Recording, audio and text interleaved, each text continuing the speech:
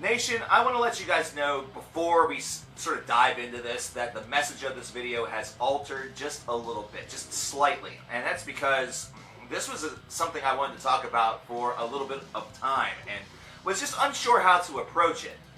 And then I finally got to the epiphany, I finally got the muse and had the idea and was kind of ready to go, but I've been sidelined for about 2 weeks with an absolute migraine from hell that stems from some upper back issues and some other things. I mean, the things that I have not been able to do thanks to this piece of crap.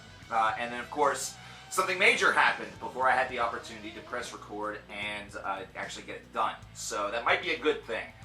For those of you who are in the now and in the news and things like that and know what happened yesterday, which is Thursday, October the 11th, there is legislation that's going to go through to improve the copyright structure for artists whenever it comes to streaming, whenever it comes to a lot of this stuff that is now part of the new way in which music is consumed by listeners. And that, of course, is majorly done through the streaming department, whether it be YouTube, Spotify, iTunes, Pandora, whatever it may be, whatever handle that you decide to use, basically whatever is your flavor. And that is very important and also is critical to this message, and this is the reason why it's altered a little bit. We're going to get into that later on in the video, so just sort of bear with me as we speak. Some of this information may seem a little bit, old, considering it's now old. So let's talk a little bit. Let's talk about streaming. Let's talk about something that's very uncomfortable sometimes to heavy metal fans, to music fans, considering there is still a lot of you out there, myself included, that still love physical media. We still like to buy CDs. We still love to get vinyl records, which are in a huge point of resurgence over the past couple of years. We still like to get cassette tapes. We love to have that physical medium right there in our hands for us to hold and love and treasure, play in our cars, play in our CD players. There's still a lot of old school purveyors out there. Of course, we did a video a couple of years ago that was talking about how streaming could potentially be a very, very bad thing and a troubling thing, and how it affects artists, how it affects the way in which their hard work is compensated to them, how they get compensation from streaming. And streaming has always been a hot point of contention. It's been that way for a couple of years now. We most recently talked about it in the 10 Worst Artists of 2018 video, where we spoke about how Nicki Minaj was very much not very happy about some of these platforms, considering there was some controversy due to how an album from another artist was being promoted, and that kept her newest album from getting to #1. Stupid entitlement, I know, arguments aside.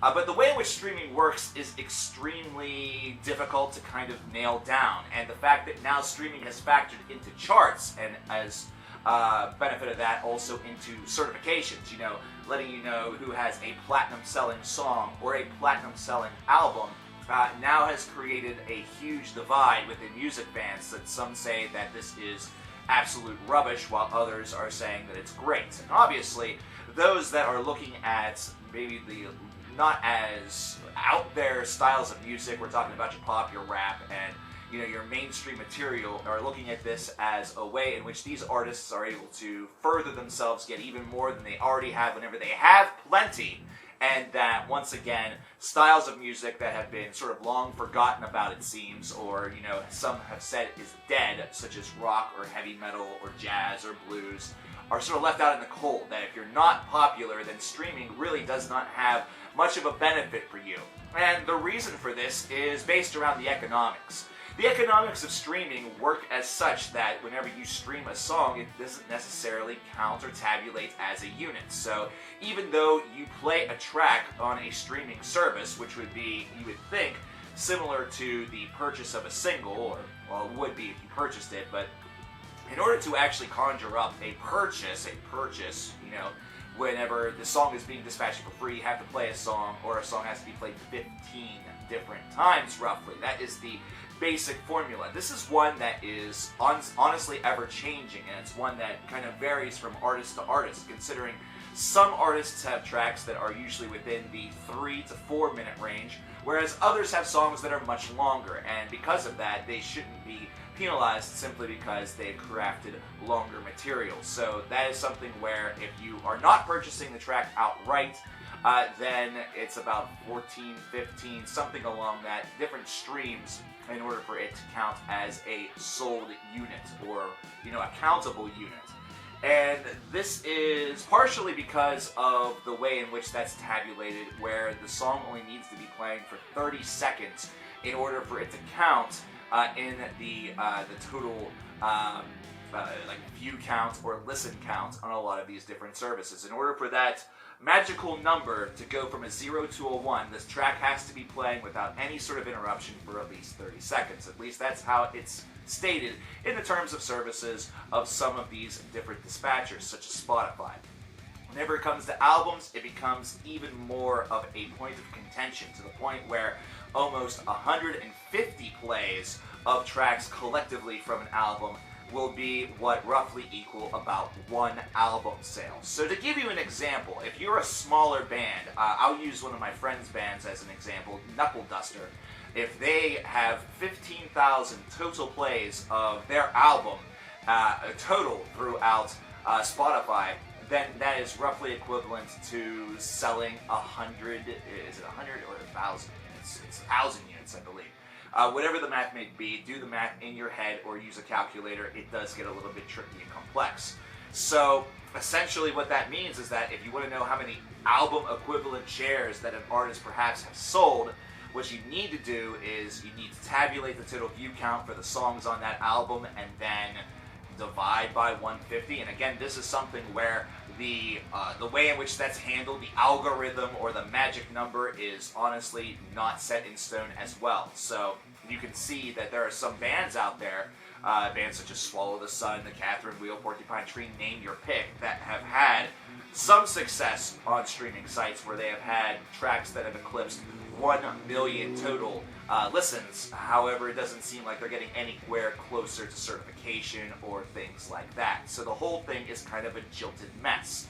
And it's centered around the way in which these artists are also getting paid for their work. This is something where, despite the fact that they have sold an album equivalent unit, it's not something that's worth all that much. It's worth a couple of cents at best. And so you have to have quite a bit of success and have a lot of loyal monthly listeners and a lot of other factors in order for this to really work to your benefits. So again, it's one of those things where numbers are the measurables and the measurables that matter. And that's how you get paid. If you have more people that are constantly coming back, if you are an artist that seems to be constantly getting streamed in the know, and you have the backing of the support of the company itself, not to mention the industry, there's a good chance that you are going to get ahead and actually make a little bit of something off of the music that you actually create.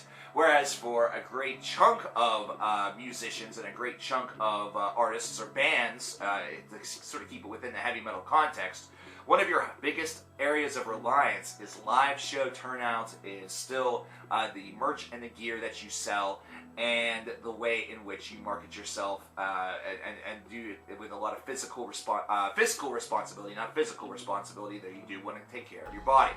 So, by saying all that, my next message may seem a little bit confusing, and that's the fact that I think that we as metal fans need to embrace streaming a little bit more. And the reason why goes back to an old story that I've told 1,001 times over. I think this debuted back on, an old list video from like 2011 or 2012, where I said that rap fans are extremely loyal to their artists and they buy the material, and as a result they have a much bigger sort of slice of the pie right now. And that's because whenever I worked at a music store a number of years ago, I noticed that there were rap fans that were coming in and not being discriminatory whenever it came to the artists that they were picking up on release day. They would come up directly to me and ask me what new rap was brought out today, and I would take them over and show them everything. Usually on a given week there's about 4 or 5 different albums. This is, of course, as the streaming age was just starting, so a lot of the underground stuff that was dropping online and stuff, we didn't have access to that, and we didn't have the mix and burn software that is now available in a lot of conventional music stores, including FYEs, which mine is no longer in service because they left. Rent's a bitch, I guess. But this is This was back whenever it was just physical media. And those rap fans would go over to those albums. They would pick them up in their hands. They would pay for them. That was it. It was a 5-minute trip to the record store. They got everything that was there. They knew what they wanted. And they did this every single week in and week out. They were not discriminatory to who the artist was. Maybe there would be one or two that would be a point of contestment or controversy. Perhaps they didn't like the last album very, very much, or just felt that they were whack or whatever it was, I don't know. But for the most part, they were coming in and they were buying these new albums week in and week out. And there were multiple people that were doing this. Now imagine you have 5 people coming into each store, like each storefront that's doing that. And eventually you're going to see these artists with huge sales figures. Heavy metal fans, we are a lot more picky. We are very much in tune to what we like, and there are things that we do not like. We like to argue a lot about what's true or false metal. We like to argue a lot about what is the best for heavy metal as a genre. There's so many different sights and sounds whenever it comes to this genre that type of loyalty is, honestly, I would say, more disavowed than actually supported by a lot of metal fans. It'd be like saying you're going up there to pick up new releases from bands such as Suffocation, Paragon Collapse, Porcupine Tree, but then also Five Finger Death Punch. You're going to have, there's 4 albums that I just listed right there. You're going to have 4 different people tell you shouldn't get Five Finger Death Punch because it's not actually metal, it's just radio metal. You shouldn't get Paragon Collapse, they're way too small, you're probably not going to find them. You shouldn't get Suffocation because blah, blah, blah. And Porcupine Tree, that's prog, that's not even metal, what the hell are you doing? When in reality, supporting all of those bands is totally 100% up to you. It's your decision, and if you want to do that and you want to give them that sales notch, that's totally cool. Now, whenever it comes to streaming, there's been contention a lot, because we love physical media. But I'm going to tell you right now, if you still love physical media, there's absolutely no reason why you can't get into streaming either. I understand that your physical media will feel like it's just sitting there, collecting dust. But that's not necessarily the truth. The benefit, I would say, for streaming services is portability. And I'll give you a great example as to why.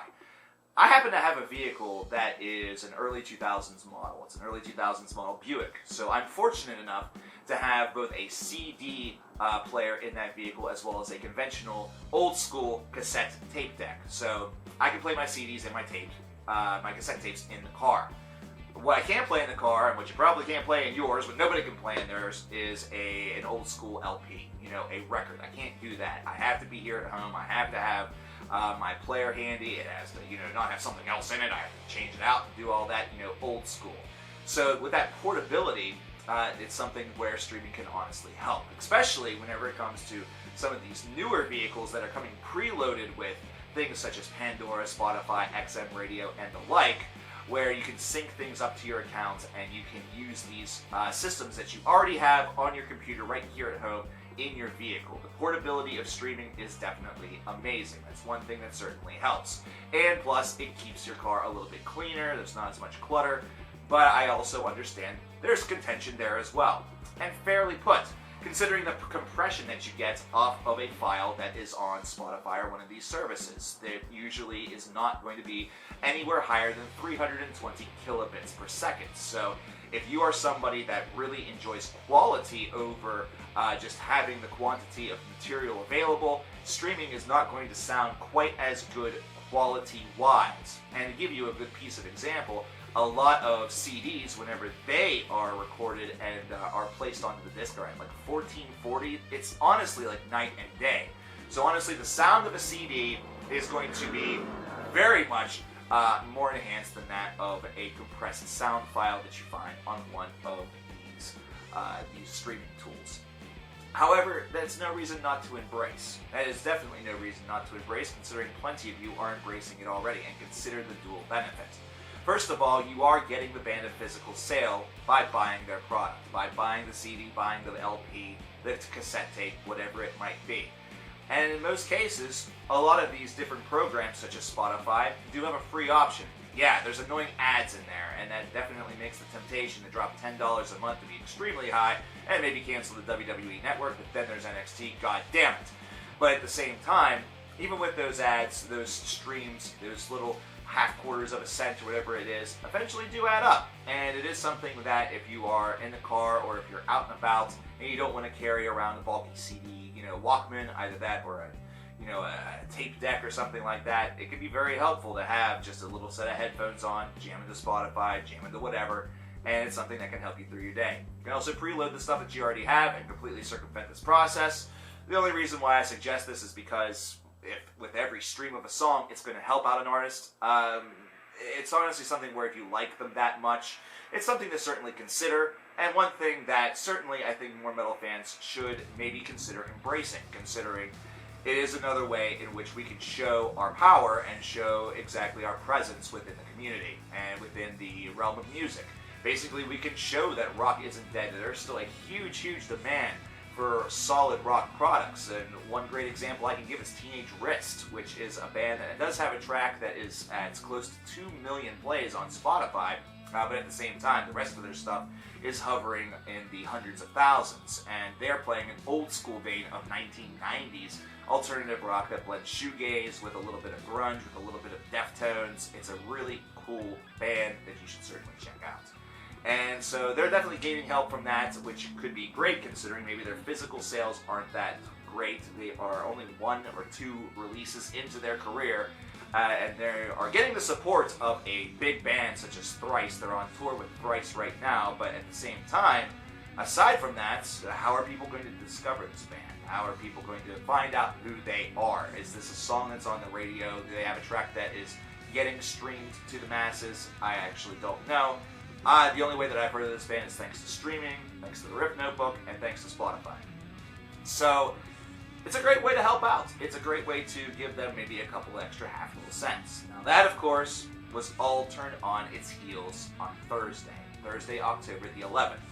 Now, a lot of people are giving this a lot of flack, considering Kanye West and Kid Rock were the 2 gentlemen that were sitting down with President Donald Trump whenever this legislation was moving forward. It's a copyright-style act. Now, I've not read a lot into this, so I cannot give you details. I can't immediately tell you that this is going to 100% benefit artists in a way that is going to completely alter their paycheck and mind-bend how this business works. But I do think that it is a step in the right direction.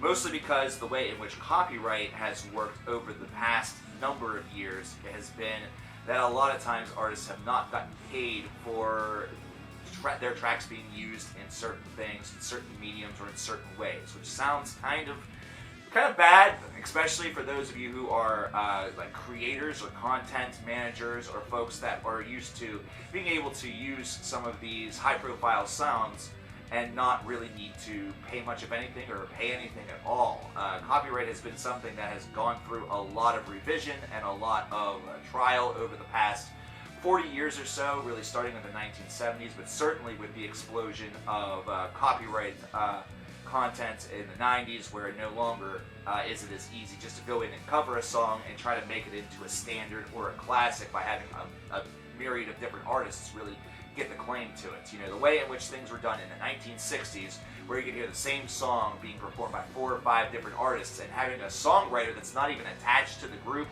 those days are not necessarily long gone, but those days are certainly in nowhere as large of a use as they once were. Instead, you're seeing that a lot of this material has to be crafted by either the artists themselves or by a huge team of producers, and that, of course, is a point of contention as well. So already, if it's being handled by a team of producers, those profits are being cut, and they're being distributed as you would think. So what does this mean that's any good? Does this actually benefit artists that are perhaps on the lower end? Does this give them some sort of benefit? Well, yes, it does, because one of the things that's attached with it is a way in which to get streaming and the sort of services of the future, or, I guess at this point, services of the present, normalized. That way, they can get tracked correctly. That way, artists can get paid a little bit better for streaming services, because as of right now, streaming services have been able to be very generous with themselves and less generous with the artists that actually build up their library. And it's something where the labels and everything have kind of been helpless in order to do anything about. With the advent of this legislation, which is like one of the first things that Trump has done that I've actually been like, ooh, A-okay and sort of on board with in its general sense, of course, mind you. Of course, I'll probably read into it and find something really screwed up that I don't like, because that's life in 2018. This definitely makes it seem, or at least has given me the impression, that streaming services will now soon have to be a little bit more fair and balanced to every single artist that's on their service. They're going to have to re-examine the algorithms. They're going to have to revisit everything. And it's to make sure that those who would hold the copyrights for their songs are the ones that are properly getting paid. Which also means that those bands that have their material on Spotify or on Pandora or the like will certainly want to seek copyright for their material, perhaps, but at the same time should also get a bit more of a benefit. Now, is this going to necessarily blow the world up, or are they all of a sudden going to be artists living like the 1980s, where if you have 1,000 plays of an album, you're going to have some pretty sick money coming in that you can immediately blow and become like TLC and get broke and 20 million in the hole? No, I don't think it's going to be anything quite like that. But I think that some of these ideas definitely give us in the heavy metal community a little bit more cause to maybe look into streaming a little bit.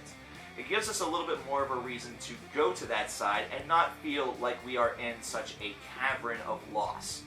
Now, I'm not saying that we should abandon physical media. In fact, I'm saying quite the opposite. I'm saying that we should still purchase the physical media because it is something that we love. We enjoy showing off our collections. We love having just, shelves upon shelves of the physical media of the albums and the bands that we love, and even some that we just blindly buy because it looks neat or you have some cool cover or a cool concept.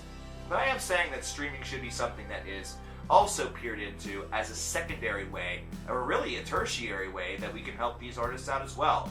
For all the people that you like to yell and scream and cry that certain bands do not get nearly enough attention, that certain bands are not big enough, they're not making it to the mainstream. Why is this band not taking over the world? Why is this band? Why not this band?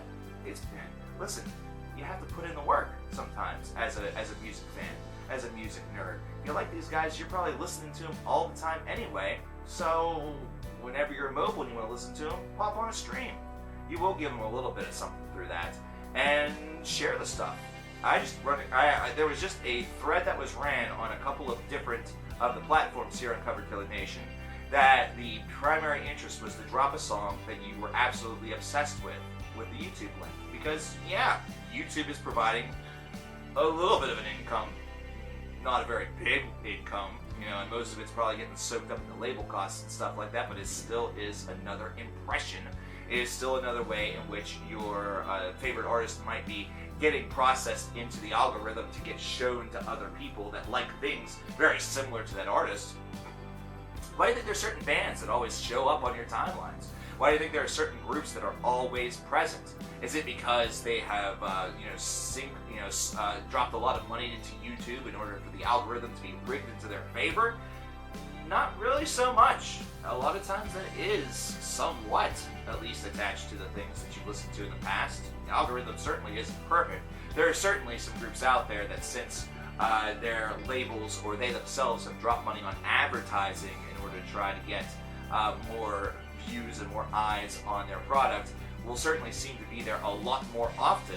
But that's because they decided to take money out of their pocket, give it to YouTube in the form of ads in order to try to get more eyes on their product. It's basic marketing. It's not a ploy. It's not a rigging of the algorithm. That's just how marketing works. If you ever wonder why a pop star is getting media attention in Rolling Stone magazine, but maybe a heavy metal label is not, it has absolutely nothing to do with the fact that they favor pop artists more than they do heavy metal artists, though their reviews may state otherwise. It has more to do with the fact that the label for that pop star is willing to reach into their pocket and give money out of an advertising budget to Rolling Stone, so there could be an article in there, so there could be an ad in there. It's all part of the business, and whether you like that or not, that's just how it goes. And unfortunately, we've lost a couple of heavy metal publications that had really a lot of great tools and resources for heavy metal fans to get into bands that perhaps they would not have heard of otherwise. Because in the world of streaming, it is a strange world out there. It's hard to find stuff. You have to really be willing to travel around, traverse, and just sort of click around, and you may not... It's part of the discovery process all over again. However, without the benefit of names, you're really going just off of suggested artists and things like that. It's really an imperfect system, and it's going to continue to be imperfect because computers cannot predict what our brains want. You know, all computers are doing is providing output with our input. And the input that we put in is based off of the artists that we already know, that we're already streaming, and that we're already listening to. And that's where the community comes in.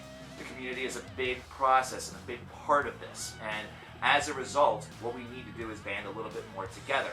Sure, we're always going to argue about whether or not an artist is metal or not. Sure, we're always going to argue about this, that, these, and those, that, and the other side, but we do need to universally look into the fact that if this is the way in which we could perhaps show our girth and our might as heavy metal fans and as a genre, or as rock fans as a genre, classic 90s alternative fans and a genre, then purchasing these physical albums and also considering streaming, not a bad idea at all. And it's something that, honestly, I can finally put my stamp of approval on. I can finally sit here and say, I kind of approve of streaming culture. I still feel that, obviously, the streaming culture is going to favor the same artists that the regular culture is going to favor. But you know what? I didn't really think that that was going to happen otherwise. You know, I didn't really think that that was going to change one way or the next.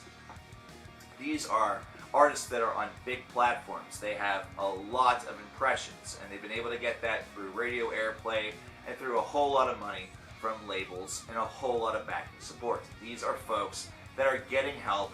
They don't need ours. They really don't need ours at all. But music is music. It should, in the end, all be about the artistry. But if this is the way in which the business is heading, if we're going to be saying in 10 years that physical media is more of just a luxury item or a nostalgia item as opposed to the way in which we ingest music in 2025 or 2030 or whatever it may be, then streaming is something that we should get on board with now and show our might and girth as heavy metal fans. Now I know, there are literally a million heavy metal bands out there, so spreading our love to all of them is next to impossible. So spread the love to those that you know. Share. Sharing is caring whenever it comes to this. Now yes, we're not all going to have time to listen to every single band that is shared. But it's like I always say, whenever you do traditional marketing, whenever you take a look at traditional sales techniques, if you knock on 100 doors and you get 3 sales out of that 100, sure, that's 97 failures, but that's 3 successes. And there's a good chance that those 3 successes are going to turn into lifetime fans, or at least fans that are going to really appreciate the music for a little while. Whether it be 6 months or 6 years, it doesn't really matter. If 3 people out of 100 listen, then that is a success. Thank you. I know that that's true. I appreciate that. Must be a musician out there. But one way or the next, this is something where we do need to look into this. And we need to look into the legislation a little bit more. We need to understand how this is going to benefit our artists. Because at face value, it looks like it's going to do some really good things. But even if we learn that streaming is still going to be really backseating a lot of its artists as far as revenue is concerned, we do need to still understand that music is important. And we do need to still understand that our physical media addiction does not have to be quelled by the streaming empire. It's just something where perhaps we can invite the streaming empire over for dinner once in a while and give that some love as well. There's certainly been plenty of people that have already done that already, just seeking around a couple of heavy metal artists that I really wouldn't consider to be necessarily that big. You know, I'm not talking about Metallica. I'm talking like Swallow the Sun or High on Fire or Behemoth. There are folks that are certainly giving these bands some love, and in a big way. So if this is something that we can utilize in addition to physical media, in addition to buying the t-shirts, or in addition to showing our support as many ways as we possibly can, this is one way that we can do it where it actually kind of is free. And it still actually helps the artists. So if you're concerned about cash, if you're concerned about money, there's a good way in which you can do it. Stream like crazy. I can't believe I'm actually saying these words. I can't believe this is a video that's actually coming from me, Captain Old School, the guy that still likes to get CDs and tapes and has a couple of 8-tracks laying around. Yeah, maybe I'll show you guys that on film someday. Those of you who have been in streams have seen them. So, I really want to know your thoughts on this video. I want to know what you think the impact of this legislation will be. And please, don't stick to tired adages of, well, it's Trump with Kanye and Kid Rock. Take a look at this a little bit. This does not actually seem like it smells of folks that are trying to get more money for themselves. It actually does sound like it's a round table commitment to try to help the majority as opposed to the minority. And that's why it seems a little bit too good to be true. And of course, the association alone with Trump makes some people cringe and makes their hair go all high, and they just want to, you know, throw ugly statuses and ugly words out at people on social media and lose all their friends. You know, as an honorary music fan, though, I will say that I'm willing to give this a look, give this a try, and really do my best to help artists even more. And really, as music fans, isn't that our goal? As audiophiles, isn't that our attempt? Aren't we obsessed with this stuff because we love the artists that we hear and we secretly want them to succeed? Is it really all of that big of a secret? Let me give me some feedback. I want to know what you're thinking, especially in light to the legislation that came out yesterday. I'm CoverKillerNation, and I'll talk to you guys next time. Take care.